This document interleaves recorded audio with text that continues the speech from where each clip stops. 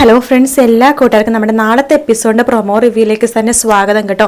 അങ്ങനെ നമ്മുടെ അമ്മമ്മയുടെ അടുത്ത് പറയുന്നുണ്ട്, അമ്മേ എനിക്ക് അവസാനമായിട്ട് ഒരു ആഗ്രഹമുണ്ട്. ഈ ഓണത്തിന്, അതായത് ഓണത്തിന് അധിക ദിവസം ഇല്ലല്ലോ അമ്മേ, ഓണത്തിന് എൻ്റെ മക്കളുടെ കൂടെ എനിക്ക് ഓണം ആഘോഷിക്കണമെന്ന് ഒരു ആഗ്രഹം ഉണ്ടെന്ന് പറയാണ്. അത് കേൾക്കണ അമ്മമ്മ പറയുന്നുണ്ട്, എടാ പ്രകാശ, നിന്റെ ജീവിതത്തിൽ എത്രയോ ഓണം ഉണ്ടായിട്ടുണ്ട്. നീ ദീപേനെ കല്യാണം കഴിച്ച ശേഷം ഒരുപാട് ഓണം നിനക്ക് ഉണ്ടായിട്ടുണ്ട്. നിനക്ക് ദീപയിൽ 3 മക്കൾ ഉണ്ടായിട്ടുണ്ട്. അതിൽ വിക്രമാദിത്യ എന്ന് പറഞ്ഞ ആ തലതെറിച്ചവൻ ഉണ്ടായപ്പോൾ നീ എല്ലാ ഓണത്തിനും അവനെ മടിയിലിരുത്തി അവനെ ഭക്ഷണം കൊടുത്ത് അതിനെ തൃപ്തിപ്പെട്ട് നീ ഭക്ഷണം കഴിക്കുമായിരുന്നു. പിന്നെ കാദംബരിക്ക് ചെറിയ ഇളവൊക്കെ കിട്ടുമായിരുന്നു, അവക്ക് സദ്യ കിട്ടും, പായസം കിട്ടില്ലെന്നേ ഉള്ളൂ. പക്ഷെ കല്യാണി മോൾക്ക് അങ്ങനെയായിരുന്നോ? ഓണോ വിഷു എന്തെങ്കിലും അവളുടെ ജീവിതത്തിൽ ഉണ്ടായിട്ടുണ്ടാടാ? എപ്പോഴും ആ പശുത്തൊഴുത്തിൽ അങ്ങനെ കിടക്കും. 3ാം ക്ലാസ്സിൽ പഠിക്കുമ്പോൾ അവളുടെ ആ ഒരു പുസ്തകം ഞാൻ കത്തിച്ചു, ഈ കൈ കൊണ്ട് ഞാൻ കത്തിച്ചു. അതിനെ എനിക്ക് ഈ കൈ വെട്ടിക്കളയാനുള്ള ദേഷ്യമുണ്ട്. പക്ഷെ ഇത്രയും പ്രായമായില്ലേ, മറ്റുള്ളവർക്ക് ശല്യം ആവണ വെച്ചിട്ട് ഞാൻ അങ്ങനെ ജീവിച്ചു പോകണമെന്നേ ഉള്ളൂ. പക്ഷെ ഒരിക്കലും ഞാൻ കല്യാണിയുടെയും കിരൺ മോന്റെയും ആടെ അടുത്ത് ബുദ്ധിമുട്ടിക്കാൻ വേണ്ടി പോവില്ല. അതിലെ ഞാനിപ്പോഴും സ്വാതന്ത്ര്യത്തിൽ നിൽക്കണത്. എത്രയോ പ്രാവശ്യം അവരോട് പറഞ്ഞു അവരുടെ വീട്ടിൽ വന്ന് നിൽക്കാണ്ട് ഞാൻ പോവില്ല, കാരണം അത്രമാത്രം ക്രൂരത ഞാൻ അവർക്ക് ചെയ്തിട്ടുണ്ട്. ഇനി അവരെ ഞാൻ ബുദ്ധിമുട്ടിപ്പിക്കില്ല. പക്ഷെ എനിക്ക് കാണണമെന്ന് തോന്നുമ്പോഴൊക്കെ ഞാൻ അവരെ പോയി കാണും, അവരെന്നെയും വന്ന് കാണാറുണ്ട്. എടാ പ്രകാശ, ആ ജയിലിൽ കിടക്കുന്ന വിക്രം ഉണ്ടല്ലോ, അവൻ മിക്കവാറും പാരയോണ്ട് ഇറങ്ങും. നിന്റെ സ്വഭാവം പഴയ പോലെ ആവും. നീയും അവനും കൂടി ചേർന്നിട്ട് കല്യാണി മോളെ കൊല്ലോന്ന് പോലും എനിക്ക് പേടിയാവുന്നുണ്ട്. അമ്മേ, അങ്ങനെ അമ്മ പോലും പണ്ടത് എനിക്ക് ഇഷ്ടമല്ല. എന്റെ കല്യാണി മോളെ കൊല്ലാനോ? ഒരിക്കലുമില്ല. കല്യാണി മോളെ ആരെങ്കിലും കൊല്ലാൻ നോക്കിയാൽ പോലും അവരെ വക വരുത്തിയിട്ട് ഈ പ്രകാശം മരിക്കുള്ളൂ. അമ്മ, എനിക്ക് അത്രമാത്രം ജീവനാണ് എന്റെ കല്യാണി മോളെ. അമ്മ ഇപ്പൊ വിചാരിക്കണ്ടാവും, നിനക്ക് 3 പെമ്മക്കളില്ലേ, ഈ കല്യാണിനെ മാത്രം നീ എന്തിനിത്ര സ്നേഹിക്കണേന്ന്, സ്നേഹിച്ച് കൊല്ലാനാണോന്ന്?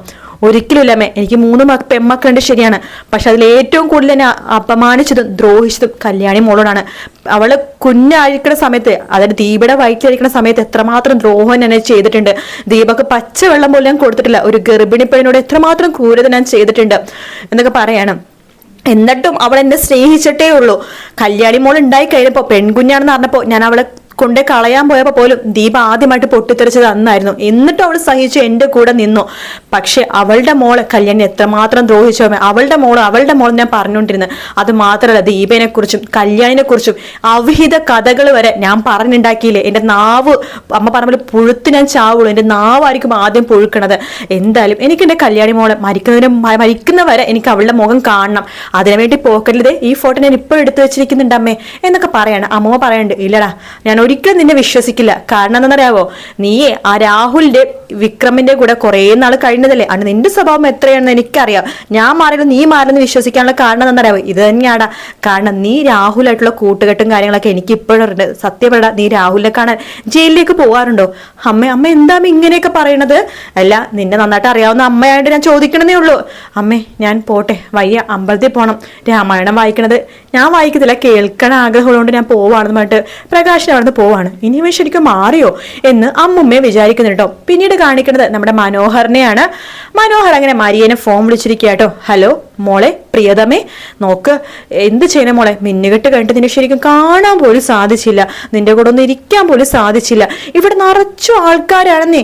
അമ്മാവന്റെ മക്കളും അമ്മാവന്മാരും അമ്മായിമാരൊക്കെ നിരന്നിരിക്കാം. മറ്റന്നാൾ നമ്മൾ അമേരിക്കയിൽ പോവാണല്ലോ, അപ്പൊ എന്നെ യാത്രയാക്കണോണ്ട് ഇവിടെ വന്ന് നിൽക്കുകയാണ്, പോകുന്നില്ലെന്നേ എന്ന് പറയാണ്. ഇത് കൊള്ളാം. ഇത്രയും നാള് അമ്മാവന്റെ മക്കള് അമ്മാവൻ എന്നൊക്കെ പറഞ്ഞിട്ട് നീ ഓരോ സ്ഥലത്ത് പോകുമ്പോഴൊക്കെ അവിടെ നിന്ന് ഒഴിഞ്ഞു മാറി പോയിക്കൊണ്ടിരുന്നു. ഇപ്പൊ മിന്നുകെട്ട് കഴിഞ്ഞിട്ട് നിന്നെ കിട്ടുന്നില്ലല്ലോ മനോഹരെ എന്ന് മരിയ പറയുമ്പോ, മോളു ഇനി 2 ദിവസമല്ലേ ഉള്ളൂ, ദേ ഇന്നും നാളെയും കഴിഞ്ഞ പിന്നെ നമ്മുടെ അമേരിക്കയിലല്ലേ, പിന്നെ ഇവിടെ ശല്യമൊന്നും ഇല്ലല്ലോ മോളു. എന്നാലും ഇന്നത്തെ ദിവസം നമ്മുടെ ആദ്യ രാത്രിയാണ്, അത് നിനക്കറിയാലോ അല്ലേ?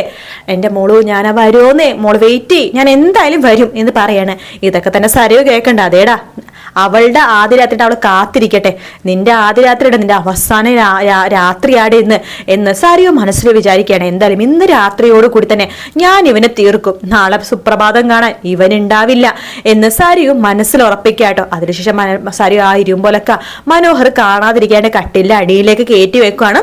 ഹായ് മോളു, കിടന്നുറങ്ങിയാലോ? സമയമായി.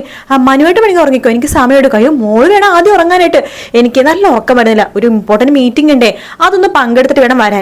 നിന്റെ ഇമ്പോർട്ടന്റ് മീറ്റിംഗ് ഒക്കെ എനിക്ക് അറിയാടാ എന്നൊക്കെ സാരിയോ മനസ്സിൽ വിചാരിക്കുന്നുണ്ട്. അപ്പൊ എന്തായാലും നാളെ മനോഹറിന്റെ ആദ്യ രാത്രി കുളമാക്കാനും മനോഹറിനെ ഇല്ലാതാക്കാനും വേണ്ടിയാണ് സാരിയോ ശ്രമിക്കുന്നത്. അതേസമയം പ്രകാശൻ അമ്പലത്തിലൊക്കെ പോയിട്ട് തിരിച്ച് വീട്ടിലേക്ക് വന്നിരിക്കുകയാണ്. പ്രകാശന് ഒട്ടും വയ്യ, നല്ല ചുമയുണ്ട്. ചുമക്കുമ്പോ നെഞ്ച് നല്ല വേദന എടുക്കുന്നുണ്ട് പ്രകാശനാട്ടോ. അങ്ങനെ പ്രകാശിനെ തന്നെ തോന്നുകയാണ് തന്റെ അവസാനമായി താൻ മരിക്കാൻ പോകുവാണ്, തനിക്ക് തന്റെ കല്യാണി മോളൊന്ന് കാണണം എന്നൊരു ആഗ്രഹം പ്രകാശന് ഉണ്ടാവാണ്. പ്രകാശൻ വേഗം ഫോൺ എടുക്കണം. പ്രകാശന് പറ്റുന്നില്ല ഫോൺ എടുക്കാൻ പോലും, എങ്കിലും എങ്ങനെയെങ്കിലൊക്കെ തപ്പി തടഞ്ഞ് ഫോൺ എടുക്കുന്നുണ്ട്. കല്യാണിന്റെ നമ്പറിലേക്ക് പ്രകാശൻ ഫോൺ വിളിക്കുകയാണ്. ഹലോ മോളെ എന്ന് പറയുമ്പോഴേക്കും കല്യാണി ഫോൺ എടുക്കണ്ട്. ഹലോ എന്താ അച്ഛാ? മോളെ അച്ഛനൊട്ടും വയ്യടി എന്ന് പറയാണ്. അത് കേൾക്കുമ്പോൾ കല്യാണിന്റെ കണ്ണ് നിറയാണ്. അച്ഛാ അച്ഛന്റെ സൗണ്ട് ഒക്കെ വല്ലാത്ത പോലെ ഉണ്ടല്ലോ, അച്ഛൻ എന്ത് പറ്റി അച്ഛാ എന്ന് ചോദിക്കുമ്പോൾ മോളെ വല്ലാത്ത ചുമയാണ്, പക്ഷെ ഇപ്പൊ വല്ലാത്ത ശ്വാസം മുട്ടൽ പോലെ, എനിക്കെന്തോ എന്റെ മരണം അടുത്ത പോലെ തോന്നുക മോളെ, എനിക്ക് മോളൊന്ന് കാണണം, അവസാനമായിട്ട് നിന്റെ മുഖം എനിക്കൊന്ന് കാണണം മോളെ, നിന്റെ മടിയിൽ തല വെച്ച് അച്ഛനെ മരിക്കണമെന്നൊരു ആഗ്രഹമുണ്ട്. അച്ഛൻ അങ്ങനെ പറയല്ലേ അച്ഛാ, അച്ഛൻ അവിടെ കിടക്കും, ഞാൻ ഇപ്പൊ വരാമെന്ന് പറയാണ്. മോളെ ചിലപ്പോൾ നീ വരുന്നത് വരെ ഞാൻ ഉണ്ടാവോന്ന് അറിയില്ല, നീ വാ മോളെ, എനിക്ക് ചിലപ്പോൾ കണ്ണടക്കണ മുമ്പ് നിന്നെ കാണാൻ പറ്റുള്ളൂ, എനിക്ക് നിന്നെ കാണാൻ വേണ്ടിയാ മോളെ ഞാൻ വിളിക്കണത്. അച്ഛൻ വിഷമിക്കേണ്ട അച്ഛാ, ഞങ്ങൾക്ക് ഹോസ്പിറ്റലിൽ പോവാം, ഒന്നും സംഭവിക്കില്ല അച്ഛാ, ഞാൻ ഇപ്പൊ വരാം, ഫോൺ വെച്ചോ അച്ഛാ എന്ന് പറഞ്ഞിട്ട് കല്യാണി ഫോൺ വെക്കാണ്. കല്യാണി ഇങ്ങനെ പോവാൻ പോകുമ്പോൾ ദീപ പറയണ്ടേ, അല്ല മോളെ നീ എങ്ങോട്ടേക്കാ പോകുന്നത്? അമ്മേ അച്ഛൻ ഒട്ടും സുഖമില്ലമ്മേ, അച്ഛൻ ഫോണിൽ വിളിക്കുകയാണ്, അച്ഛന് വയ്യാൻ തോന്നണോ അമ്മേ, നീ ഇപ്പൊ പോവണ്ട കല്യാണി, കിരൺ മോന് വരാതെ നീ പോവണ്ട, കിരൺ മോനായിട്ട് നീ പോയാൽ മതി. അമ്മ എന്തൊക്കെയാ പറയണത്? കിരണേട്ടൻ ഓഫീസിൽ ഇവിടെ എത്തുമ്പോഴേക്കും 1/2 മണിക്കൂർ എടുക്കും, അത്രയും സമയം അച്ഛൻ അവിടെ വയ്യാണ്ടിരിക്കുകയാണ്, എന്നാൽ കിരൺ മോനൊന്ന് വിളിച്ചു വേണ്ടി പോകും. അമ്മ എനിക്ക് അതിനൊന്നും സമയമില്ല, അച്ഛൻ ആ ഒരു അവസ്ഥയിലാണ്, മോളെ നിനക്ക് തോന്നണാണ് അയാൾ നിന്നെ പറ്റിക്കുകയാണ് എന്ന് പറയാണ്. അമ്മേ നോക്ക്, എനിക്ക് പോയേ പറ്റൂ, അമ്മേനെ ആദ്യമായിട്ട് ഞാൻ ധിക്കരിക്കുകയാണെങ്കിൽ അങ്ങനെ വിചാരിച്ചോ അമ്മ, പക്ഷെ എന്റെ അച്ഛനല്ലേ അമ്മേ, അച്ഛൻ്റെ ആ സംസാരം കേൾക്കുമ്പോൾ എനിക്ക് സഹിക്കാൻ പറ്റുന്നില്ല, ഞാൻ പോവാമേ, മോളെ കിരൺ മോനോട് പറ, വേണ്ട അമ്മേ അമ്മ വേണമെങ്കിൽ വിളിച്ചു പറ എന്ന് പറഞ്ഞിട്ട് കല്യാണി അവിടെ നിന്ന് ഇറങ്ങി പോകാണ്. ചേട്ടാ വേഗം വണ്ടി എടുക്കുക ചേട്ടാ എന്ന് പറഞ്ഞിട്ട് വണ്ടി എടുത്തിട്ട് ഓടി പോവാട്ടോ കല്യാണി. അങ്ങനെ കല്യാണി പ്രകാശം നിൽക്കുന്ന ആ രാഹുൽ വാടക കൊടുക്കുന്ന ആ വീട്ടിലേക്ക് എത്തുന്നുണ്ട്. കല്യാണി വാതിൽ വെക്കുമ്പോൾ ഞെട്ടിപ്പോവാണ്. പ്രകാശൻ ചുമച്ച് ആകെ കുഴഞ്ഞ അവശനായിട്ട് കണ്ണൊക്കെ പുറത്ത് തള്ളിയ പോലത്തെ ഒരു രീതിയിൽ കിടക്കുക കേട്ടോ. അത് മരണം മുന്നിൽ കണ്ട് കിടക്കുന്ന ഒരു ശ്വാസമില്ല, ആ അന്ത്യശ്വാസം എടുക്കുന്ന പോലെ എടുക്കുകയാണ്. കല്യാണിക്ക് ആകെ ഷോക്ക് ആവണം. അച്ഛ അത് പറയുമ്പോൾ മോളെത്തിയോ മോളെ, എനിക്ക് മോളുടെ കൈ പിടിച്ച് മരിക്കണം മോളെ. അച്ഛൻ എന്തൊക്കെയാ പറഞ്ഞ, അച്ഛൻ മരിക്കില്ല, വാ ഹോസ്പിറ്റലിൽ പോവാം. വേണ്ട മോളെ ഹോസ്പിറ്റലൊന്നും പോകണ്ട, അച്ഛൻ ഏതാണ്ട് തീർന്നു മോളെ, അച്ഛൻ മിണ്ടല്ലേ, അത് അച്ഛനാണ് തീരുമാനിക്കണത്, വാ ഡ്രൈവറെ വിളിച്ചു ചേട്ടാ, ഒന്ന് വേഗം വാ ചേട്ടാ എന്ന് പറഞ്ഞ് വിളിക്കണം. ഡ്രൈവറെയും കൂടി വിളിക്കുന്നുണ്ട്. ശേഷം കല്യാണി പ്രകാശിനെ പൊക്കിയെടുത്തോണ്ട് സീറ്റിലേക്ക് വെക്കാണ്. പ്രകാശിന്റെ തല കല്യാണി മടിയിൽ വെക്കുന്നുണ്ട്. തല ഇങ്ങനെ തലോടിക്കൊണ്ടിരിക്കുകയാണ് കല്യാണി കേട്ടോ. അപ്പൊ പ്രകാശം വേണ്ട മോളെ, ഞാൻ നിന്നോട് ഒരുപാട് ക്രൂരതകൾ ചെയ്തിട്ടുണ്ട്, അച്ഛനോട് ക്ഷമിക്കടി മോളെ, എന്തായാലും എനിക്ക് മരണസമയത്ത് എന്റെ മോളുടെ മുഖം കണ്ടോണ്ട് മരിക്കാലോ, അച്ഛൻ അങ്ങനെയൊന്നും പറയില്ല, അച്ഛനൊന്നും സംഭവിക്കില്ല എന്ന് പൊട്ടിക്കരിയാണ് കല്യാണി.